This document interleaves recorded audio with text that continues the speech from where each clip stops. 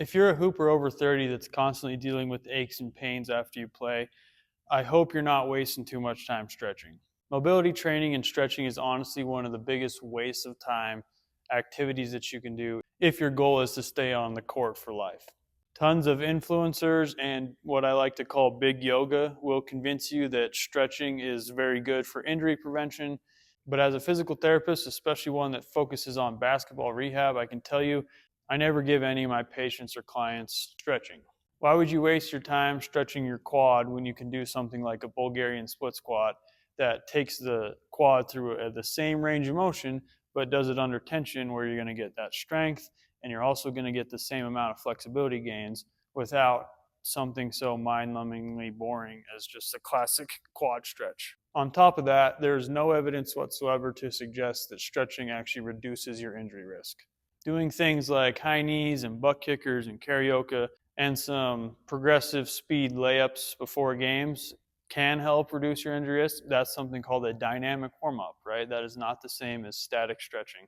After decades of research, the conclusion is clear. Static stretching is just a straight up waste of your time. Especially if we're talking about basketball. Think about the movements that you do on the basketball court. How much of those movements actually require very much flexibility or mobility? Very few movements on the court actually do. The big one would just be your overhead mobility when you're trying to shoot, right?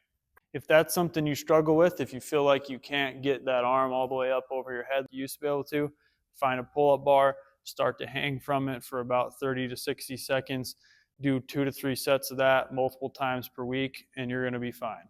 But if you feel like you have tightness, whether it's in your knee, in your hips, in your calf, and your Achilles, after playing lots of ball, it's not because they're tight. It's because they're weak.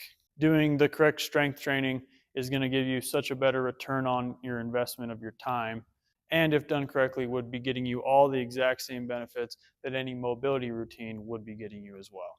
If you want to know a better way to warm up before your games that'll actually reduce your injury risk, check out the link in the description below, drop me your email, and I'll send you 30 ways over the next 30 days for you to keep hooping for life, covering things like strength training, nutrition, rehab exercises, mobility, you name it, everything you need to know to keep you on the court for life.